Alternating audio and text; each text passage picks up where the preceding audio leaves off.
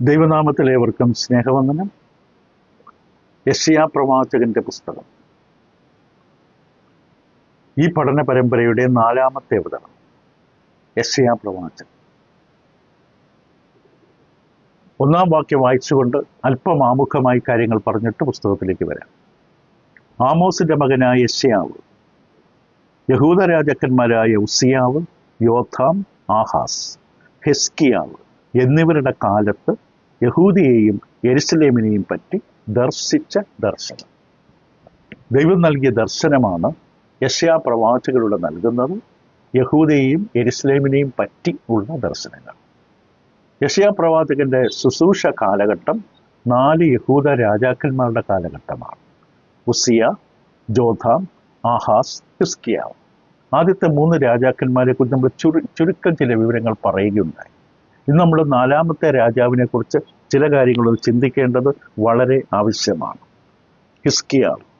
ഹിസ്കിയാവ് തൻ്റെ പിതാവ് രോഗിയായി കിടന്ന സമയത്ത്, ആ സമയത്ത് പിതാവിനോടൊപ്പം നിന്ന് രാജ്യം ഭരിച്ച വ്യക്തിയാണ്.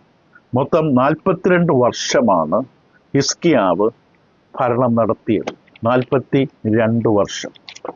42 വർഷം ഭരണം നടത്തിയതിൽ 13 വർഷം പിതാവ് രോഗശൈലിയിലായിരുന്നപ്പോഴാണ്. 25ാമത്തെ വയസ്സിലാണ് താൻ ശരിക്കും തൻ്റെ ഏകമായ ഭരണം ആരംഭിച്ചത്. 715 BC. അന്നാണ് ആഹാസ് മരിച്ചത്. ഹിസ്കിയാവ് പല കാര്യങ്ങളും ക്രമീകരിച്ചൊരു രാജാവാണ്, പുനഃസ്ഥാപിച്ച രാജാവാണ്, നവീകരിച്ച രാജാവാണ്. ഇസ്രയേലിന് സംഭവിച്ച ആത്മീക പാപ്പരത്വം, തൻ്റെ പിതാവിൻ്റെ ഭരണകാലത്ത് സംഭവിച്ച ആത്മീകമായ പാപ്പരത്വത്തെ അത് നേരെയാക്കുവാൻ തക്കവണ്ണം പല നല്ല കാര്യങ്ങൾ ചെയ്ത ഒരു രാജാവായിട്ടാണ് ഹിസ്കിയാവിനെ കണക്കാക്കപ്പെടുന്നത്. 2 ദിനവൃത്താന്തം 29-ാം അധ്യായം, 2-ാം ദിനവൃത്താന്തം 29-ാം അധ്യായത്തിൽ ഈ ഹിസ്കിയാ രാജാവ് ചെയ്ത ചില നല്ല നവീകരണ പ്രവർത്തനങ്ങളുണ്ട്.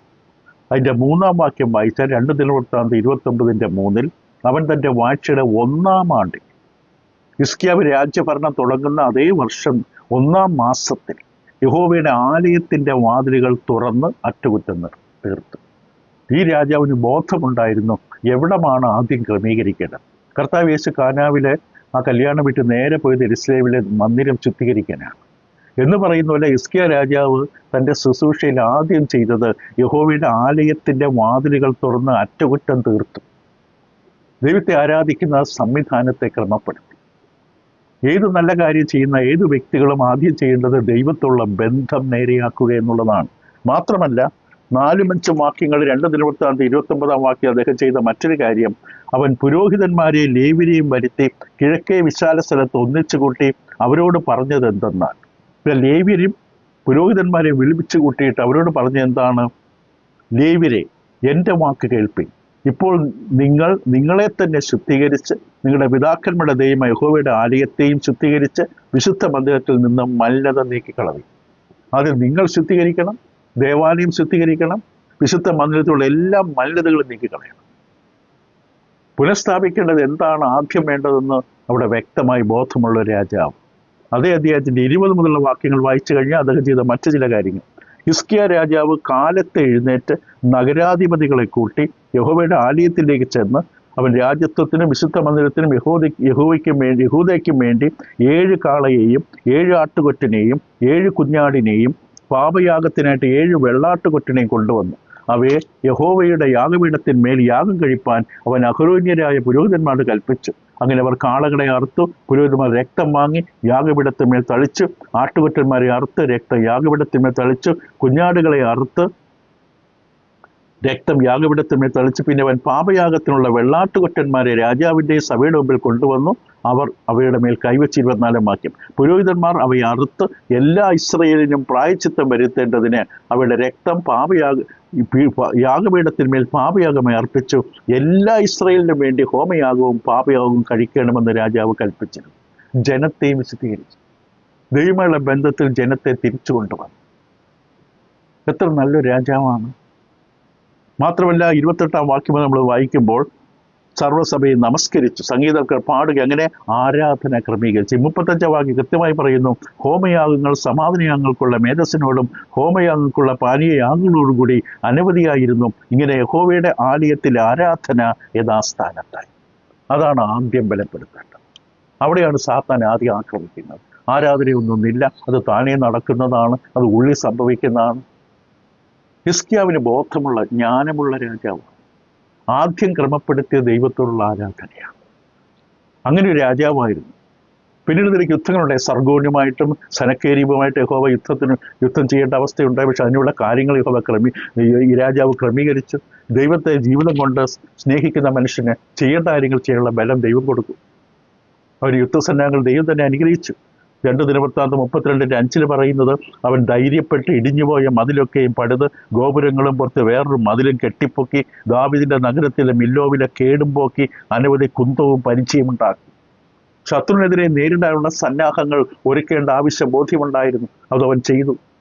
മാത്രമല്ല 2 ദിനവൃത്താന്തം 32-ാമത്തെ 30-ാം വാക്യത്തിൽ പറയുന്ന മറ്റൊരു പ്രധാനപ്പെട്ട നവീകരണ പ്രവർത്തനം എന്ന് പറയുന്നത്, തൻ്റെ ദേശത്തിലെ ജനങ്ങൾക്ക് സുഭിക്ഷമായി ജലം ലഭിക്കുവാനുള്ള കാര്യങ്ങൾ ചെയ്തു. 32:30 ഈ ഹിസ്കിയാവ് തന്നെ ഗീഹോൻ വെള്ളത്തിന്റെ മേലത്തെ ഒഴുക്ക് തടുത്ത് ദാവീദിന്റെ നഗരത്തിന്റെ പടിഞ്ഞാറ് ഭാഗത്ത് താഴോട്ട് വരും. വേറൊരു നദിയെ കെട്ടിയടച്ചിട്ട് ആ നദിയെ തൻ്റെ നഗരത്തിലേക്ക്, തൻ്റെ രാജ്യത്തിലേക്ക് അതിൻ്റെ ഒഴുക്ക് വരുത്തി. എന്നിട്ട് അങ്ങനെ ഹിസ്കിയാവ് തൻ്റെ സകല പ്രവർത്തികളിൽ കൃതാർത്ഥനായിരുന്നു. തൻ്റെ സകല പ്രവർത്തികൾ താൻ വിജയിച്ചു. കാരണം ദൈവത്തെ ബഹുമാനിക്കുകയും ദൈവത്തിൻ്റെ കാര്യങ്ങൾക്ക് മുൻസ്ഥാനം കൊടുക്കുകയും ചെയ്യുന്ന ഒരു മനുഷ്യൻ്റെ കാര്യങ്ങളിൽ ദൈവം കൂടെ ഉണ്ടാകും. ദൈവൻ്റെ എല്ലാ അധ്വാനങ്ങളെയും മാനിക്കും. ദൈവത്തിൻ്റെ വചനത്തെ തള്ളിക്കളയുന്ന, ദൈവത്തിൻ്റെ സഭയെ നശിപ്പിക്കാൻ തള്ളിക്കളയാൻ ശ്രമിക്കുന്ന ഒരു മനുഷ്യൻ്റെ ഒരു കാര്യം ദൈവം കൂടെ നിൽക്കില്ല. ദൈവമായിരിക്കില്ല അവനെ അനുഗ്രഹിക്കുന്നത്, പക്ഷെ അവനെ സാത്താൻ അനുഗ്രഹിച്ചുകൊണ്ടിരിക്കും. എന്നാൽ ദൈവത്തിൽ നിന്ന് സത്യത്തിൽ നിന്ന് അകലുന്ന മനുഷ്യൻ സാത്താൻ ഇഷ്ടമാണ്. പക്ഷെ ഹിസ്കിയാവിൻ്റെ പിന്നീട് സംഭവിച്ചൊരു കാര്യം, ബാബിലോൺ രാജാവായ മർദോക്ക് ബലാഥ, അദ്ദേഹത്തിന് അടുക്കുന്ന ചില ആൾക്കാർ, ദൂതന്മാർ ഹിസ്കിയാവിനെ കാണാൻ വരും, സന്ദേശവാഹകന്മാർ. ഹിസ്കിയാവിന് ഇടയ്ക്ക് ഈ സമയത്ത് രോഗം ബാധിക്കും. 39-ാമത്തെ ഹിസ്കിയാവിൽ രോഗം ബാധിച്ച രോഗത്തിൽ നിന്ന് ദൈവത്തോട് നിലവിളിച്ച് പ്രാർത്ഥിച്ചതിൻ്റെ ഫലമായി ദൈവം അവൻ്റെ രോഗം സുഖപ്പെടുത്തും. ഈ വിവരം അറിഞ്ഞുകൊണ്ടാണ് ബാബിലോണിൽ നിന്ന് ചില ആൾക്കാർ വരുന്നത്. ഇവിടെ ഈ ഹിസ്കിയാവിന് സംഭവിച്ച ഒരു അബദ്ധം എന്ന് പറയുന്നത്, താൻ വീണ്ടും വിചാരമില്ലാതെ തൻ്റെ കൊട്ടാരത്തിലുള്ള സകല സമ്പത്ത്, യുദ്ധസന്നാഹങ്ങൾ എല്ലാം വന്നവർക്ക് കാണിച്ചു കൊടുത്തു. എത്ര നല്ല മനുഷ്യരായാലും അത് എന്തെങ്കിലുമൊക്കെ പിഴവുണ്ടാകാൻ സാധ്യതയുണ്ട്. തൻ്റെ സകല സമ്പാദ്യങ്ങളും കാണിച്ചു കൊടുത്തു. ഇതറിഞ്ഞ യെശയ്യാ പ്രവാചകൻ 39-ാം അധ്യായം 8 വാക്യങ്ങളിൽ 38-ലാണ് രോഗവിവരങ്ങൾ അടങ്ങുന്നത്. 39-ാം അധ്യായത്തിൽ യെശയ്യാ പറഞ്ഞു, നീ അവർക്ക് കാണിച്ചു കൊടുത്തതെല്ലാം അവർ ഒരു നാൾ എടുത്തുകൊണ്ടുവന്നു. അങ്ങനെ തന്നെ സംഭവിച്ചു. അപ്പൊ യെശയ്യാ പ്രവാചകൻ ഈ 4 രാജാക്കന്മാരുടെ കാലത്താണ് തൻ്റെ ശുശ്രൂഷ ചെയ്തത്. സംഭവ ബഹുലമായൊരു കാലഘട്ടമാണ്. പ്രവാചകൻ വിശ്വസ്തയോടെ രാജാക്കന്മാരെ എതിരിട്ടു. ജനങ്ങളോട് സംസാരിച്ച് അവരോട് പറയേണ്ട കാര്യങ്ങൾ മുഖത്ത് നോക്കി പറഞ്ഞു പ്രവാചകൻ. ആരെയും ഭയപ്പെട്ടില്ല, ദൈവത്തെ അല്ലാതെ. ദൈവത്തിന് മുന്നിൽ ശക്തമായി പ്രഘോഷിച്ചു. കൂട്ടുകെട്ടുകളെ വിലക്കി, കൂട്ടുകെട്ടുകളുടെ അപകടത്തെ മുന്നറിയിച്ചു. അങ്ങനെ ദൈവത്തിലെ വിശ്വാസമില്ലായ്മ, മറ്റ് രാജ്യങ്ങളെ കൂട്ടുപിടിക്കുന്നതിനുള്ള ആ പരാജയത്തെ വ്യക്തമായി കാണിച്ചു കൊടുത്തു. പുസ്തകത്തിലേക്ക് നമ്മൾ മടങ്ങി വരുമ്പോൾ യെശയ്യാ പ്രവാചകന്റെ പുസ്തകത്തിൻ്റെ 1-ാം അധ്യായം അതിൻ്റെ 2 മുതൽ 15 വാക്യങ്ങളിൽ നാം കണ്ടു ദൈവത്തിൻ്റെ കുറ്റാരോപണം. ദൈവം പ്രതിക്കൂട്ടി നിർത്തിയാണ് ഇസ്രായേൽ ജനത്തെ, യഹൂദ ഗോത്രത്തെ. പ്രത്യേകിച്ച് യെശയ്യാവിൻ്റെ ശുശ്രൂഷ യഹൂദ ഗോത്രത്തോടാണ്. കാരണം അവിടെ നിന്നാണ് രക്ഷകൻ വരേണ്ടത്. ഇപ്പോൾ 2-3 വാക്യങ്ങൾ യെശയ്യാ പ്രവാചകന്റെ പുസ്തകം 1-ാം അധ്യായത്തിൽ പ്രധാനപ്പെട്ട കാര്യം അതായിരുന്നു, ആകാശമേ കേൾക്കുക, ഭൂമിയെ ചെവിതരിക, യഹോവ അരുളിച്ചെയ്യാൻ ഞാൻ മക്കളെ പുറത്തി അവരോ എന്നോട് മത്സരിച്ചിരിക്കും. ദൈവജനത്തിൻ്റെ മത്സരം. ദൈവത്തെ തള്ളിക്കളഞ്ഞുകൊണ്ട് അന്യദൈവങ്ങളെയും ബിംബങ്ങളെയും മിഥ്യാമൂർത്തികളെയും പിൻപറ്റുന്നൊരു സമൂഹമായി ദൈവത്തിൻ്റെ സ്വന്തം ജനം മാറി. നിങ്ങൾ പറഞ്ഞു, കാളതൻ്റെ ഉടയവരെയും കൈതൻ്റെ യജമാൻ്റെ പുറത്തോട്ട്, ഇതൊക്കെ നമ്മൾ പഠിച്ചതാണ്. ഇസ്രായേലോ അറിയുന്നില്ല, എൻ്റെ ജനം എന്നെ മനസ്സിലാക്കുന്നില്ല, ഗ്രഹിക്കുന്നില്ല. വേദനയോടുകൂടിയുള്ള ഒരു പരാതിയാണ്. ഇത്രയെല്ലാം ചെയ്ത് പോറ്റി വളർത്തിയിട്ട് വേണ്ടതെല്ലാം ചെയ്തു കൊടുത്തു.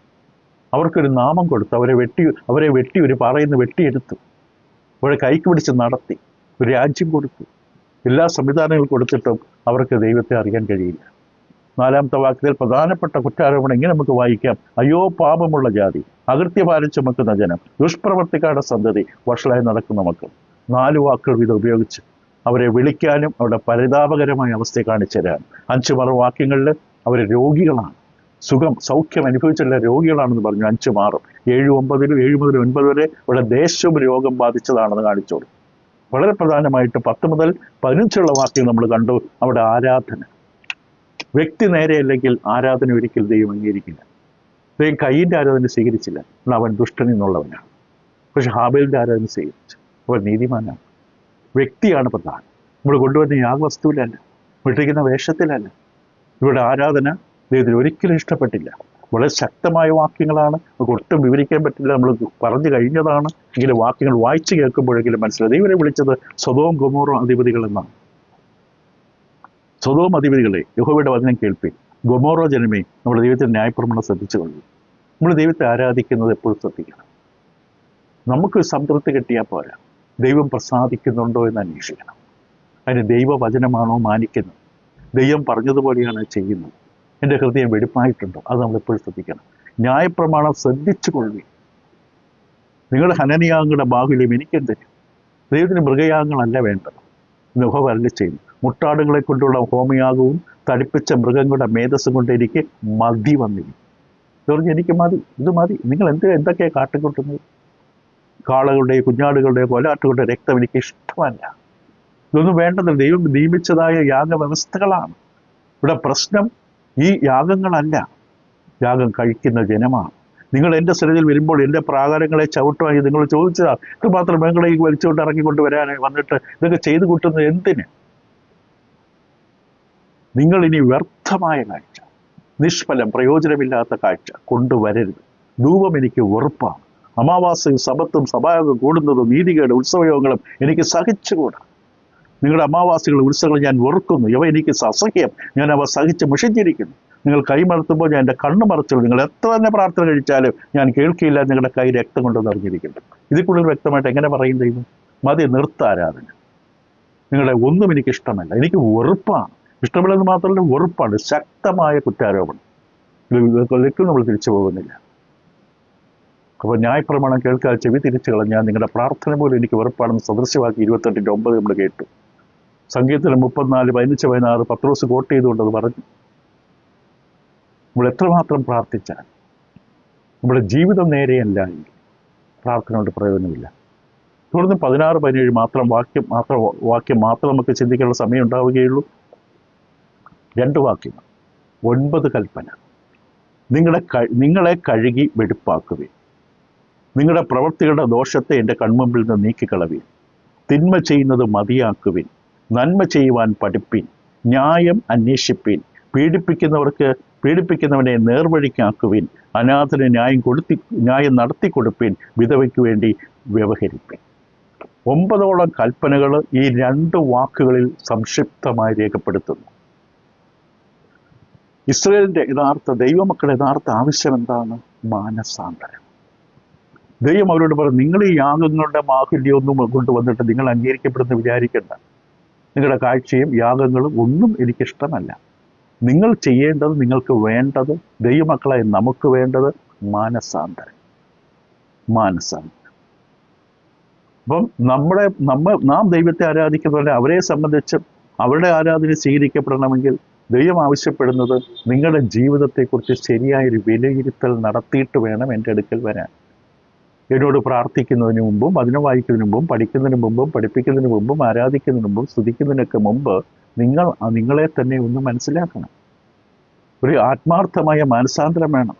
ഈ മാനസാന്തരം എന്ന് പറയുന്ന പലരുടെയും ജീവിതത്തിൽ സുവിശേഷം കേട്ടു, ക്രിസ്തുവിൽ വിശ്വസിച്ചു, പാപങ്ങളെക്കുറിച്ച് മാനസാന്തരപ്പെട്ടു, അവിടെ നിർത്തി. അതായത് പിന്നീടതില്ല. ക്രിസ്തുവിലുള്ള വിശ്വാസം ഏറ്റുപറഞ്ഞു, സ്നാനപ്പെട്ടു, എല്ലാം കഴിഞ്ഞ് രക്ഷ പ്രാപിച്ചു. പക്ഷേ പിന്നീട് മാനസാന്തരം എന്ന വിഷയം അത് ക്രിസ്തുവിനോട് ചേരുവാൻ സ്നാനപ്പെട്ട സമയത്ത് നമ്മൾ ചെയ്തല്ലോ. പിന്നെ എന്തിനാ? ആ ഒരു ധാരണയാണ്. അല്ലല്ല മാനസാന്തരപ്പെടാഞ്ഞാൽ നിങ്ങളും അങ്ങനെ തന്നെ നശിച്ചു പോകുന്ന ലൂക്കോസ് 13. ഇപ്പോൾ എല്ലായിടത്തും എല്ലാവരോടും മാനസാന്തരപ്പെടാൻ ദൈവം കൽപ്പിക്കുന്നു. എല്ലാ ദിവസവും നമുക്ക് ആവശ്യമാണ്. ജീവിതയാത്രയിൽ സംഭവിക്കുന്ന തെറ്റുകുറ്റങ്ങളും അകൃത്യങ്ങളും തിന്മകളും പാപങ്ങളും തിരിച്ചറിയുന്നൊരു വ്യക്തി എല്ലാ ദിവസവും എല്ലാ പാപങ്ങളെക്കുറിച്ചും മാനസാന്തരപ്പെടേണ്ടത് ആവശ്യമാണ്. അതൊരു മാനസാന്തര ജീവിതമാണ് ഒരു ദൈവപൈതലിന് വേണ്ടത്. മാനസാന്തര ജീവിതം. കാരണം നമ്മളാരും തികവുള്ളവരല്ല, കുറവുകൾ അനവധിയുണ്ട്. നേതൃത്വത്തിലിരിക്കുന്നവരും വിശ്വാസികളായിരിക്കുന്ന എല്ലാവർക്കും ഒരുപോലെ വേണ്ടതാണ് മാനസാന്തരം. പല തെറ്റുകൾ സംഭവിക്കാം. യോഹന്നാൻ സ്നാപകന്റെ അടുക്കിലേക്ക് സ്നാനപ്പെടുവാനായിട്ട് കടന്നു വന്ന ജനത്തോട് മത്തായിയുടെ സുവിശേഷം 3-8 വാക്യത്തിൽ സ്നാപക യോഹന്നാന് പറയാനുണ്ടായിരുന്നത് എന്തായിരുന്നു? അവിടെ പറഞ്ഞത് മാനസാന്തരത്തിന് യോഗ്യമായ ഫലം കായ്പേൻ. ഞാൻ മാനസാന്തരപ്പെട്ടു, ഞാൻ മാനസാന്തര ജീവിതമാണ് ജീവിക്കുന്നത് പറയുന്ന വ്യക്തിയോട് യോഹന്നാൻ പറയുന്നത്, തെളിയിക്ക്, കാണിച്ചതാ ഫലം. നീ മാനസാന്തരപ്പെട്ട് ജീവിക്കുന്നവനാണ് നിന്റെ ജീവിതം കൊണ്ട് കാണിച്ചത്. നിന്റെ വാക്കുകളിലൂടെ കാണട്ടെ, നിന്റെ പ്രവൃത്തികളിലൂടെ കാണട്ടെ, ഫലം എവിടെ എന്നാണ് ചോദിച്ചത്. പൗലോസ് അപ്പോസ്തലൻ ശക്തമായൊരു വാക്യം, വളരെ വളരെ സത്യമായൊരു കാര്യം പൗലോസ് അപ്പോസ്തലൻ റോമലേഖനം 2-4 വാക്യം പറയും. അല്ല, ദൈവത്തിന്റെ ദയ നിന്നെ മാനസാന്തരത്തിലേക്ക് നടത്തുന്നതെന്നറിയാതെ. ദൈവം നമ്മുടെ മേൽ ചൊരിഞ്ഞ ദയാണ്. യിരെമ്യാ പറഞ്ഞല്ലേ, നാം മുടിഞ്ഞു പോകാതിരിക്കുന്നത് അവന്റെ ദയാണ്. ആ ദയ നമ്മുടെ മേൽ ചൊരിയുമ്പോൾ ദൈവം പറയുന്നത് എന്താണ്? നീ ഒന്ന് വെടിപ്പാക്ക്, നീ നിന്നെ തരുന്നത് കഴുകി വെടിപ്പാക്ക്.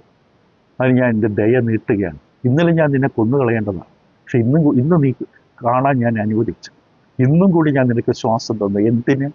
നീ ഒന്ന് മാനസാന്തരപ്പെടുന്നു. കഴിഞ്ഞ വർഷം വെട്ടിക്കളയേണ്ടതാണ്, ഒരു വർഷം കൊണ്ട് നീട്ടിത്തരുന്നു. എന്തിന്? മാനസാന്തരപ്പെടാനായിട്ട്, ജീവിതം നേരെയാക്കാൻ. ജീവിതം നേരെയാക്കാൻ ദൈവം നമ്മോട് ആവശ്യപ്പെടുകയാണ്. അപ്പൊ ഇവരോട് പറഞ്ഞു, വ്യക്തമായിട്ട് ഇവരോട് ആവശ്യപ്പെടുകയാണ്, നിങ്ങളെ കഴുകുക. അത് ഒന്നാമത്തെ കൽപ്പന. 2, വെടിപ്പാക്കുക. നിങ്ങളെ തന്നെ കഴുകി വെടിപ്പാക്കുക. കഴുകി വെടിപ്പാക്കുക. ഇത് ലേവ്യ പൗരോഹിത്യത്തോട്, ലേവ്യ പുരോഹിതനോട് ദൈവം പറഞ്ഞിട്ടുള്ള ഒരു വിഷയമാണ്. പുറപ്പാട് പുസ്തകം 29-4 വാക്യത്തിൽ, പുറപ്പാട് 29-4 നമുക്കിങ്ങനെ അറിയാം, അഹ്റോനെയും പുത്രന്മാരെയും സമാഗമന കൂടാരത്തിന്റെ വാതുക്കൽ വരുത്തി വെള്ളം കൊണ്ട് കഴുകണം, പിന്നെ വസ്ത്രമെടുത്ത് അവരെ ധരിപ്പിക്കണം. പുരോഹിത ശുശ്രൂഷ ചെയ്യുന്നതിന് മുമ്പ് ആ വ്യക്തി കഴുകൽ പ്രാപിച്ച വ്യക്തിയായിരിക്കണം. അത് പൗരോഹിത്യ ശുശ്രൂഷ ഉണ്ടായിരുന്ന കാലഘട്ടത്തിൽ ആവശ്യപ്പെട്ടതാണ്. അത് പുറപ്പാട് 30-10 വാക്യത്തിൽ നമുക്കത് വായിച്ച് കേൾക്കാം. പുറപ്പാട് 30 അതിൻ്റെ 10 വാക്യം വായിക്കുമ്പോൾ ഇങ്ങനെ കാണാം, സംവത്സരത്തിൽ ഒരിക്കൽ അഹ്റോൻ അതിൻ്റെ കൊമ്പുകൾക്ക് വേണ്ടി പ്രായശ്ചിത്തം കഴിക്കണം. പ്രായശ്ചിത്തത്തിനുള്ള പാപയാഗത്തിന് രക്തം കൊണ്ട് അവൻ തലമുറയായി വർഷാന്തര പ്രായശ്ചിത്തം കഴിക്കണം. യഹോവയ്ക്ക് അതിവിശുദ്ധം. ഇത് ദൈവത്തിന് അതിവിശുദ്ധമായൊരു കാര്യമാണിത്. ഇത് വളരെ ആവശ്യമാണ്. ഈ കഴുകുക എന്ന് പറയുന്നത് ദൈവത്തിൻ്റെ മക്കളായിരിക്കുന്നവർ, ശുശ്രൂഷ ചെയ്യുന്നവരൊക്കെ ഇവിടെ ജീവിതത്തിൽ വളരെയധികമായിട്ട് ചെയ്യേണ്ട ഒരു കാര്യമാണ്. അപ്പൊ ഇത് പുരോഹിതന്മാർക്ക് മാത്രമല്ല, ദൈവ മക്കളാണെന്ന് പറയുന്നവരും ശ്രദ്ധിക്കേണ്ട കാര്യമാണ്. പഴയ കാലത്ത് ലേവ്യ പുസ്തകം 17-ാം അധ്യായം, ലേവ്യ 17-15 ദൈവം ഇങ്ങനെ മോശയിലൂടെ അവരോട് പറഞ്ഞു, താനേ ചത്തതിനെയോ പറിച്ചു കീറിപ്പോയതിനെയോ തിന്നുന്നവനൊക്കെയും സ്വദേശിയായാലും പരദേശിയായാലും വസ്ത്രമലക്കി വെള്ളത്തിൽ കുളിക്കുകയും സന്ധ്യ വരെ അശുദ്ധനായിരിക്കുക വേണം, പിന്നെ അവൻ ശുദ്ധിയുള്ളവനാണ്.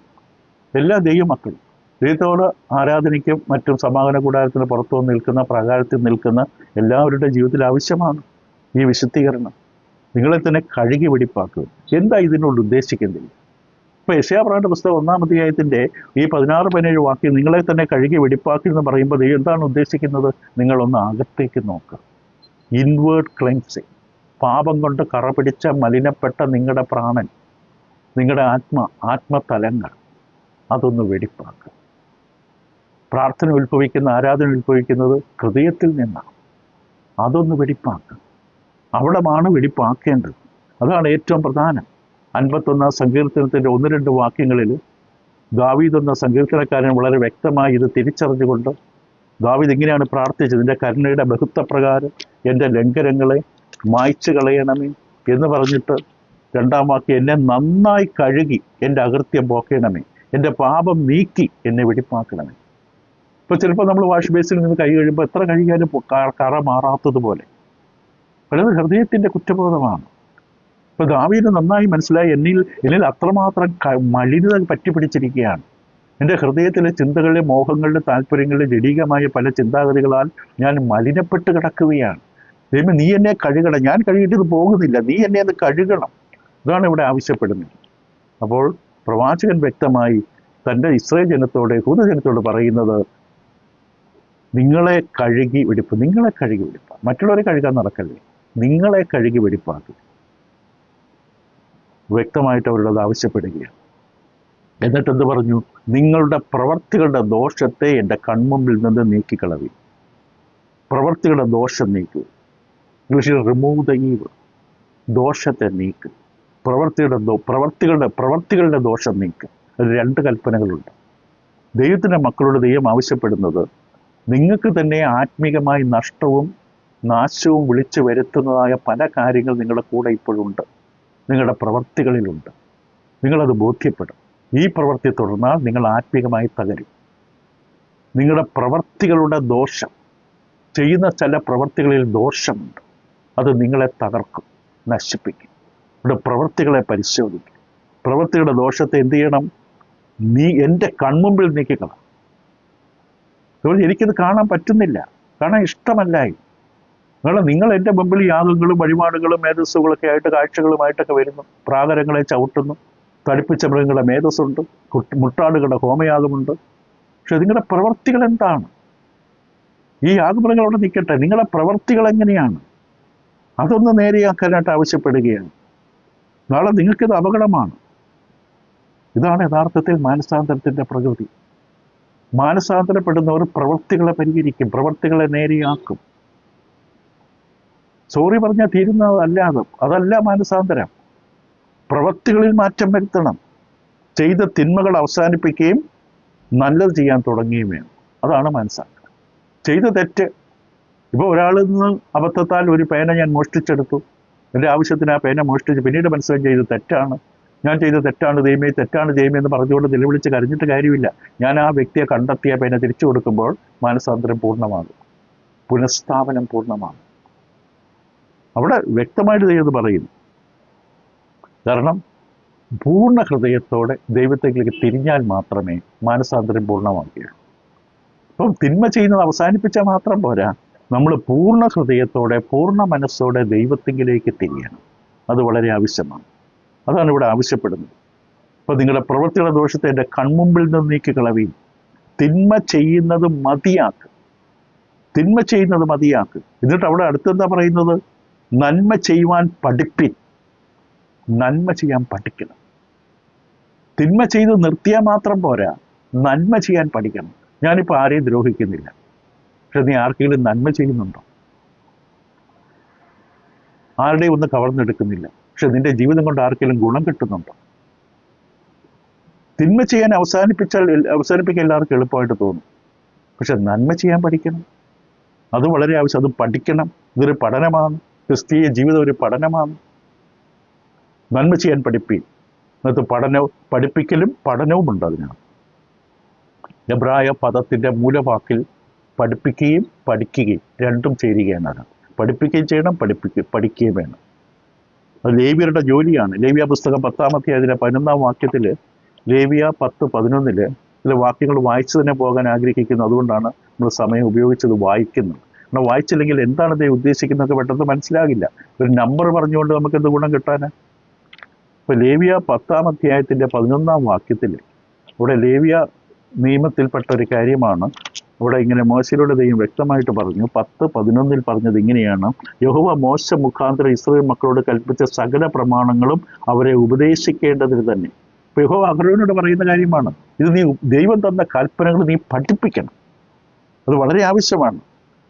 ആവർത്തന പുസ്തകം 6-ാം അധ്യായം നമുക്ക് പ്രത്യേകമായി അറിയാം, പ്രസിദ്ധമായ വാക്യം. പിതാക്കന്മാരോട് നിങ്ങളുടെ മക്കളെ പഠിപ്പിക്കണം. വരുമ്പോഴും പോകുമ്പോഴും കിടക്കുമ്പോഴും എഴുന്നേൽക്കുമ്പോഴും വീട്ടിൻ്റെ കട്ടളയിലും എല്ലായിടത്തും എഴുതി വയ്ക്കണം. നിന്റെ ദൈവം യഹോവ ഏകനാണ്, മറ്റു ദൈവം ഉണ്ടാകരുത്. ആവർത്തന പുസ്തകം 6-ാം അധ്യായം ആദ്യത്തിൽ 7 വാക്യങ്ങൾ നമുക്കതറിയാം. പുതിയ മതിൽ ക്രിസ്തീയ പിതാക്കന്മാരോട് എഫേസ് ലേഖനം 6:4 പൗലോസ് അപ്പോസ്തലൻ പറയാനുള്ള പ്രധാനപ്പെട്ട കൽപ്പന അതാണ്. അപ്പന്മാരോട് പറയാനുള്ള പ്രധാനപ്പെട്ട കൽപ്പനയായിട്ട് എഫേസ് ലേഖനം 6-ാം അധ്യായത്തിൻ്റെ 4-ാം വാക്യത്തിൽ പറഞ്ഞത്, പിതാക്കന്മാരുടെ നിങ്ങളുടെ മക്കളെ കോപിപ്പിക്കാതെ കർത്താവിൻ്റെ ബാലശിക്ഷയിലും പത്യോപദേശത്തിലും പോറ്റി വളർത്തുവിൻ. ആഹാരം മാത്രം കൊടുക്കുന്നുണ്ട്, അത് വളരില്ല. മനുഷ്യർക്ക് വേണ്ട, കുട്ടികൾക്ക് വേണ്ട ഏറ്റവും പ്രധാനമായിട്ടുള്ള ആഹാരം ആത്മീക ആഹാരമാണ്. അത് കൊടുത്ത് വളർത്തുവാനായിട്ട് പറയുകയാണ്. യോഹന്നാന്റെ സുവിശേഷം 6-ാം അധ്യായം 45-ാം വാക്യത്തിൽ, യോഹന്നാൻ 6:45 യെശയ്യാ 54:13 കോട്ട് ചെയ്തുകൊണ്ട് സംസാരിക്കും. ആദ്യം യെശയ്യാ 54:13 വായിച്ച് കേൾക്കാം. യെശയ്യാ പ്രവാചകന്റെ പുസ്തകം 54-ാം അധ്യായം അതിൻ്റെ 13-ാം വാക്യം. നിന്റെ മക്കൾ എല്ലാവരും യഹോവയാൽ ഉപദേശിക്കപ്പെട്ടവരും എന്നവിടെ പറയുന്നു. യെശയ്യാ 54:13. ഇതാണ് യോഹന്നാൻ 6-ാം അധ്യായം 45-ാം വാക്യത്തിൽ ക്രിസ്തു സംസാരിച്ചപ്പോൾ പറഞ്ഞു, എല്ലാവരും ദൈവത്താൽ ഉപദേശിക്കപ്പെട്ടവരാകും എന്ന് പ്രവാചക പുസ്തകങ്ങൾ എഴുതിയിരിക്കുന്നത്. പ്രവാചക പുസ്തകം, യെശയ്യാവിൻ്റെ പേര് പറയാതെ പ്രവാചക പുസ്തകം എന്ന് പറയുന്നത് അതാണ്. എല്ലാവരും ദൈവത്താൽ ഉപദേശിക്കപ്പെട്ടവരാണ്. ദൈവത്താൽ ഉപദേശിക്കപ്പെടണം. ദൈവനെ യഥാർത്ഥമായി വിഭാഗിക്കുമ്പോൾ മാത്രമാണ് ദൈവത്തിൻ്റെ ഉപദേശം കേൾക്കുന്നത്. നമ്മൾ എന്തെങ്കിലും കൂട്ടിച്ചേർത്ത് ദൈവത്തിൻ്റെ ഉപദേശമല്ല. ദൈവത്തിന് വനത്തോടുമ്പോൾ എന്തെങ്കിലും കൂട്ടിച്ചേർത്താൽ ദൈവത്തിൻ്റെ സാന്നിധ്യം, അനുഗ്രഹവും ആത്മാവിൻ്റെ പ്രവർത്തനം അവിടെ ഉണ്ടാകില്ല. ദൈവത്താൽ ഉപദേശിക്കപ്പെടുന്നു. എന്നിട്ട് യോഹന്നാൻ 6:46 തുടർന്ന് പറഞ്ഞു, 45 തന്നെ, പിതാവിനോട് കേട്ടുപഠിച്ചവനെല്ലാം എൻ്റെ അടുക്കൽ വരും. യഥാർത്ഥത്തിൽ ദൈവത്താൽ ഉപദേശിക്കപ്പെട്ടവൻ ക്രിസ്തുവിനെ തിരിച്ചറിയും, ക്രിസ്തുവിൻ്റെ അടുക്കൽ വരും, രക്ഷയ്ക്കായി ക്രിസ്തുവിനെ വിളിക്കും. ഇപ്പൊ സഭയുടെ ഏറ്റവും വലിയ ഉദ്ദേശം ഇതാണ്. ഒരു പ്രാദേശിക ഇടവക ആ ഇടവയ്ക്ക് വേണ്ട ഉപദേശം പഠനം നൽകുന്നില്ലെങ്കിൽ ആ തലമുറയ്ക്ക് ശേഷം ആ സഭ അവിടെ ഉണ്ടാകില്ല. ആ കെട്ടിടം വല്ല മോളോ സൂപ്പർ മാർക്കറ്റോ മറ്റെന്തെങ്കിലുമായിട്ട് മാറേണ്ടി വരും. ഏറ്റവും പ്രധാന ഉത്തരവാദിത്വം അതാണ്. ആ മാതാപിതാക്കൾ മക്കളോടും സഭയിലുള്ളവർ സഭയിലെ അംഗങ്ങൾക്കും കൊടുക്കേണ്ട ഏറ്റവും വലിയ ഉത്തരവാദിത്വം വ്യക്തമായി കൃത്യമായി ദൈവനെ പഠിപ്പിക്കുക. സ്വീകരിക്കാതെ അവർ തീരുമാനിക്കട്ടെ. അവരുടെ ഭാവി അതിലാണ്, അവരുടെ അനുഗ്രഹം അവിടെയാണ്. അത് അവർ തീരുമാനിക്കട്ടെ, ദൈവനം പഠിക്കണോ വേണ്ടയോ എന്ന്. അപ്പോൾ ദൈവമക്കളെ സംബന്ധിച്ച് ഈ ഉത്തരവാദിത്വം വ്യക്തമായി നിറവേറ്റണം. അതൊരു ഉത്തരവാദിത്വമാണ്, പഠിക്കുക. അതിലാണ് ആ ദൈവപരിജ്ഞാനത്തിൽ വേണം ദൈവമക്കൾ വളരുവാൻ. എന്നിട്ട് യെശയ്യാവിടെ പറയുന്നത്, തിന്മ ചെയ്യുന്ന മതിയാക്കുകയും നന്മ ചെയ്യാൻ പഠിപ്പിൻ, ന്യായം അന്വേഷിക്കാൻ. വളരെയധികം ദൈവം ഇഷ്ടപ്പെടുന്ന ഒന്നാണ് ന്യായം. യെശയ്യാവിൻ്റെ പുസ്തകം 61 അധ്യായം 8 വാക്യം നമ്മൾ വായിക്കുമ്പോൾ, യെശയ്യാവ് 61 അതിൻ്റെ 8 വാക്യം ഇവിടെ ഇപ്രകാരം നമുക്ക് വായിക്കാൻ സാധിക്കും. 61 8 യഹോവയായ ഞാൻ ന്യായത്തെ ഇഷ്ടപ്പെടുകയും അന്യായമായ കവർച്ചയെ വെറുക്കുകയും ചെയ്യും. ദൈവം ന്യായം ഇഷ്ടപ്പെടുന്ന ദൈവമാണ്. സങ്കീർത്തനം 33:5 അവിടെ സങ്കീർത്തനക്കാരിലൂടെ പറഞ്ഞു, അവൻ നീതി ന്യായം ഇഷ്ടപ്പെടുന്നു. യഹോവയുടെ ദയ കൊണ്ട് ഭൂമി നിറഞ്ഞിരിക്കുന്നു. നീതി ന്യായം ഇഷ്ടപ്പെടുന്ന ദൈവമാണ്. ദൈവം നീതിയുടെ ദൈവമാണ്, ന്യായത്തിൻ്റെ ദൈവമാണ്. യെശയ്യാ 30:18 യെശയ്യാപ്രവചന പുസ്തകത്തിൽ ഉടനീളം കാണുന്ന വിഷയം 16:5, 28:17, 33:5, 51:4. ഇത് വളരെയധികം തവണ ആവർത്തിക്കും. അനേകം പ്രവാചകന്മാർ ഈ വിഷയം തന്നെ ആവർത്തിച്ച് പറയും. വളരെ പ്രധാനപ്പെട്ട ഒരു പ്രവാചകനാണ് മീക്ക പ്രവാചകന്റെ പുസ്തകം 6 അധ്യായത്തിൻ്റെ 8 വാക്യത്തിൽ മീക്ക പ്രവാചകൻ പറയും, ദൈവത്തിന് എന്താണ് വേണ്ടത്, ദൈവം എന്താണ് ആവശ്യപ്പെടുന്നത്. അവിടെ ഈ മീക്ക 6 അധ്യായം അതിൻ്റെ 8 വാക്യം അവിടെ ഇപ്രകാരമാണ് മീക്ക സംസാരിക്കുന്നത്. മനുഷ്യ, നല്ലതെന്തെന്ന് അവൻ നിനക്ക് കാണിച്ചു തന്നു. ദൈവം തന്നെ കാണിച്ചു തന്നു എന്താണ് നല്ലതെന്ന്.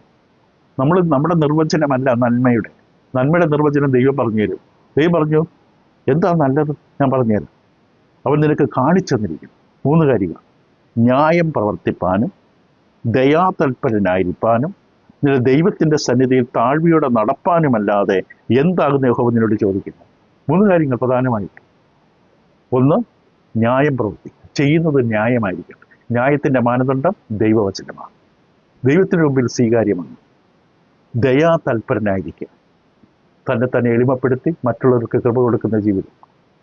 ദൈവത്തിൻ്റെ സന്നിധിയിൽ താഴ്മയോടെ നടപ്പാനുമല്ല. ദൈവം വേറെ ഒന്നും ചോദിക്കുന്നില്ലെന്നാണ് പറയുന്നത്. എന്നിട്ട് യെശയ്യാപ്രവചന പുസ്തകത്തിൽ അതിൻ്റെ 1 അധ്യായത്തിൽ 3 കാര്യങ്ങൾ ആ അടുത്ത വാക്യത്തിൽ കാണാം.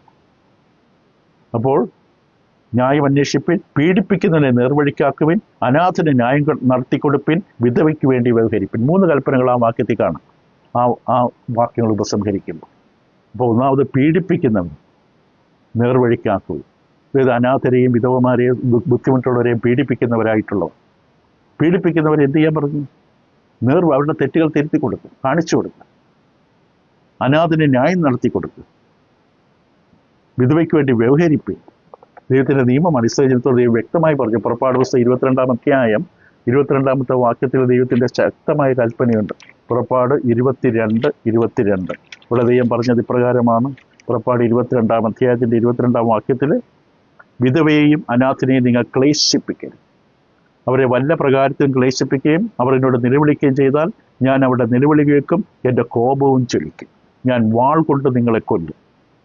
നിങ്ങളുടെ സ്ത്രീകൾ വിധവമാരും നിങ്ങളുടെ പൈതങ്ങൾ അനാഥരുമായി തീരും. ഇപ്പോൾ വിധവമാരെ അനാഥരെ ക്ലേശിപ്പിക്കരുത്. പഴയകാലത്ത് വളരെയധികം തവണ പറയുന്നൊരു വാക്യം. 2 വാക്യങ്ങൾ വായിച്ച് നമുക്ക് അവസാനിപ്പിക്കാം. ബാക്കി അടുത്ത പടത്തിൽ തുടരാം. യെശയ്യാപ്രവചന പുസ്തകത്തിൻ്റെ 1 അധ്യായത്തിൽ നമ്മൾ 16-17 വാക്യങ്ങളിൽ 9 കൽപ്പനകൾ, 9 കാര്യങ്ങൾ. എന്താ ദൈവത്തോട് പറയുന്നത്? നിങ്ങളുടെ ഉള്ളിലേക്ക് നോക്ക്. ഈ യാഗങ്ങൾ കൊണ്ടുവരാൻ വേണ്ടി ഉത്സാഹം കാണിക്കുന്നതിന് പകരം നിങ്ങളെ തന്നെ ഒന്ന് നോക്ക്. ഞായറാഴ്ച രാവിലെ ആദ്യം നോക്കേണ്ടത് നമ്മുടെ ഉള്ളിലേക്കാണ്. നല്ല വേഷം ധരിക്കണം, ഏത് വസ്ത്രം ധരിക്കണം, ഏത് വാഹനത്തിൽ പോകണം എന്നൊക്കെ നമ്മൾ തീരുമാനിക്കുന്ന നല്ല കാര്യം. പക്ഷെ അതിനേക്കാളുപരി ഞാൻ എന്താണ്, എൻ്റെ ഹൃദയം എന്താണ്, എൻ്റെ മനസ്സെന്താണ്, എൻ്റെ ജീവിതം എങ്ങനെയാണ് എന്ന് അന്വേഷിച്ചിട്ട് വേണം പ്രാർത്ഥനയ്ക്ക് പോകാൻ. എന്നിട്ട് ദൈവം 18-20 വരെ പറയുന്നു, വരുവിൻ, നമുക്ക് തമ്മിൽ വാദിക്കും. നിങ്ങൾ എൻ്റെ അടുക്കൽ വാ, സത്യസന്ധമായി നിങ്ങൾ എൻ്റെ അടുക്കൽ വാ. നിങ്ങൾക്കൊരു രൂപാന്തരം, മാറ്റം, ഒരു കഴുകൽ ആവശ്യമുണ്ടെങ്കിൽ സ്വയം ന്യായീകരിക്കാതെ, ചെയ്ത തെറ്റുകളെ ന്യായീകരിക്കാതെ വരുവിൻ. അതാണ് ഏറ്റവും ബുദ്ധിമുട്ട്. നമ്മൾ പോകില്ല. എന്നാൽ പോയാൽ കണ്ണാടിയുടെ മുമ്പിൽ പോയി നിന്നാൽ നമ്മൾ നമ്മളെ കാണും. വരുവിൻ, നമുക്ക് തമ്മിൽ വാദിക്കാം യഹോവ ചെയ്യും. നിങ്ങളുടെ പാപങ്ങൾ കടുച്ചുവപ്പായിരുന്നാലും ഹിമം പോലെ വെളുക്കും, രക്താംബരം പോലെ ചുവപ്പായിരുന്നാലും പഞ്ഞി പോലെ ആയിത്തീരും. പക്ഷേ 19 വാക്യത്തിൻ്റെ കാര്യമുണ്ട്. നിങ്ങൾ മനസ്സ് വെച്ച് കേട്ടനുസരിക്കുമെങ്കിൽ ദേശത്തിലെ നന്മ അനുഭവിക്കും. മറുത്ത് മത്സരിക്കുന്നെങ്കിലോ നിങ്ങൾ വാളിനിരയായിത്തീരും. തീരുമാനം നമ്മുടേതാണ്. നിങ്ങൾ മനസ്സ് വെച്ച് സ്വയം തീരുമാനിച്ച് മനസ്സിനുള്ളിൽ മാറണം, മാറ്റണം. എനിക്ക് യഥാർത്ഥത്തിൽ ദൈവഭക്തനായി ജീവിക്കണം എന്ന ആഗ്രഹമുണ്ടെങ്കിൽ ദൈവം വാ, എൻ്റെ അടുക്ക വാ, തുറന്നു പറ, എന്താ പ്രശ്നം, ഞാൻ കഴുകിത്തരാം, വെടിപ്പാക്കിത്തരാം. ഇത് തുടരാം. അടുത്ത പഠനത്തിൽ അവ നമുക്ക് ചിന്തിക്കാം. ദൈവങ്ങളെ സഹായിക്കും.